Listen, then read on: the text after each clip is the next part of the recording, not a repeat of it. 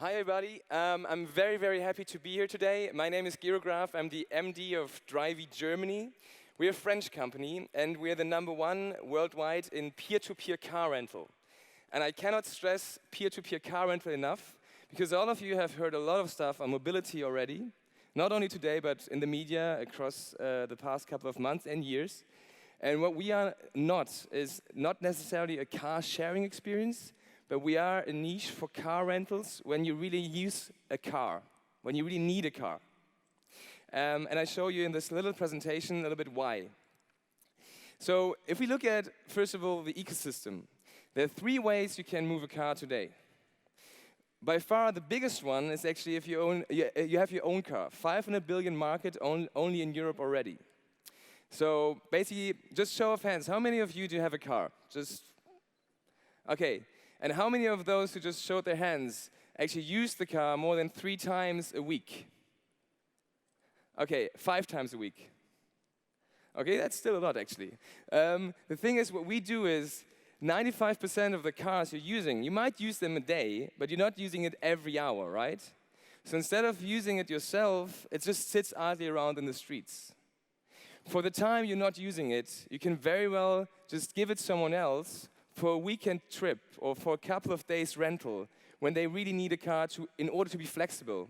Not going from city to city mainly, but actually going to the countryside, going to the furniture house with less stress. And that's what we are doing.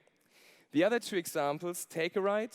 We have heard already a little bit about that. Like, you have concepts where you just take a hike with someone with a BlaBlaCar. Or you have also rent a car, which we have now, which is traditional, or the inner city car sharing model. Car to go, drive now. You get a car right away when you need it in order to go from point A here to point B in the city in Kreuzberg. So you really need a car for like 50 minutes, maybe an hour, and it's quite expensive.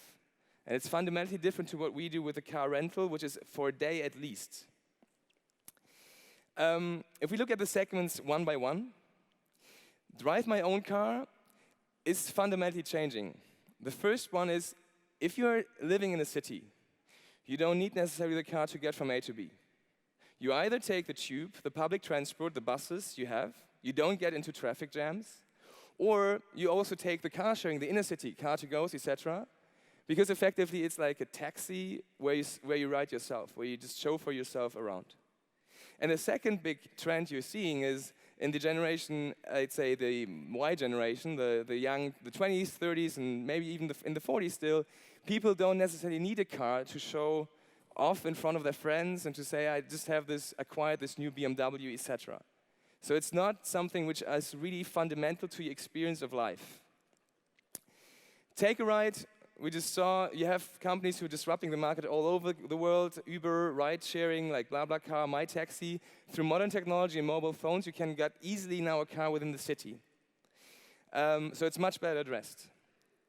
So how about just taking the combination of the 2, of the private car market, 500 billion worth in Europe alone, and combining it with renting a car, which fairly has been undisrupted, really. You have Avis, you have Hertz, you have Sixt. These companies, they still are station-based companies, and it's quite pricey. You have to get a really good price in order to get from A to B for like 3-4 days of rental. So how about combining these 2? And that was the idea of Drivy. To sum it up, cars are not a must-have anymore.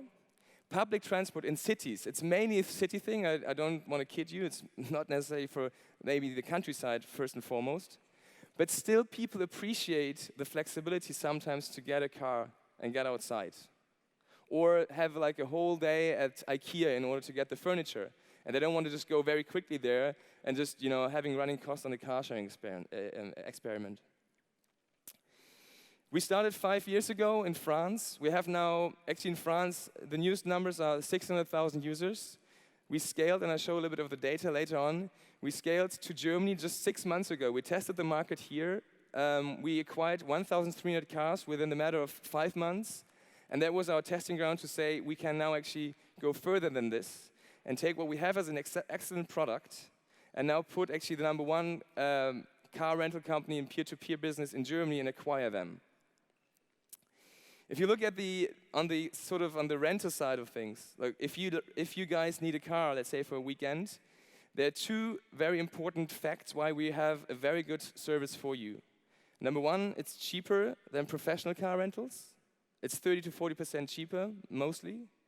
And all these red dots you see here on the map, there are pretty much Drivy cars right now in every city in Germany and or France. So the vicinity of the car you can rent out is literally next door. You see the rental stations if you want. Like rental stations here at Drivy, we do have 38,000 cars combined in France and Germany right now. And the pros, all the professional car rentals together, a couple of thousand.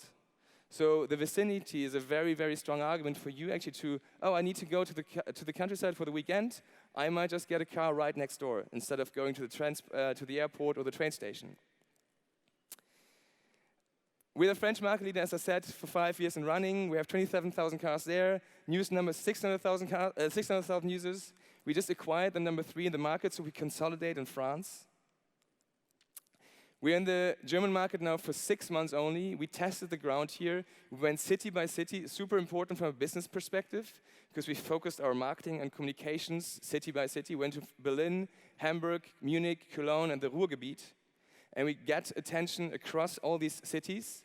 And then that made us lead to acquire the number 1 here, Autonetzer. And as of today, we just have 100,000 more users on our platform, which all will be onboarded by us. Because we have a smart system technology which is in the background, and we're running it right now, so that people really understand how they can use our service best.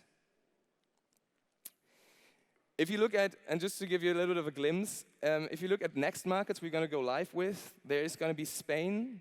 We already have a team in Spain based, and they're going to go live with this mid-July. And we're in a market of 20 plus companies. We believe strongly that there is a very good cause for actually coming out of Europe, because we have dense cities, like inner urban cities, where you don't need a car because you have public transport, but you still sometimes have a car, and it has running costs attached to it, 3,000 to 4,000 euros a year, roughly. And it's just basically a pile of metal which sits around idly in the streets.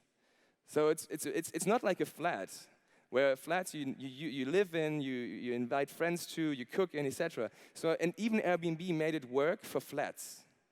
So there's a very good argument for us to do this with cars as well. And we take care for every owner.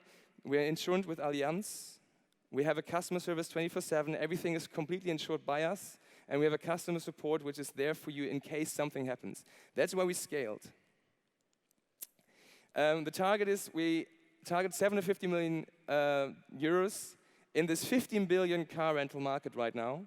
And if you look at the overall numbers here, Avis, Hertz, they have huge revenue. The first column is the revenue line here. And they have just, if in comparison, these 4,000, 10,000 stations, which we already overcame by our model, which is in the city, in the street. And that's our target for the next countries. We're going to go to Spain.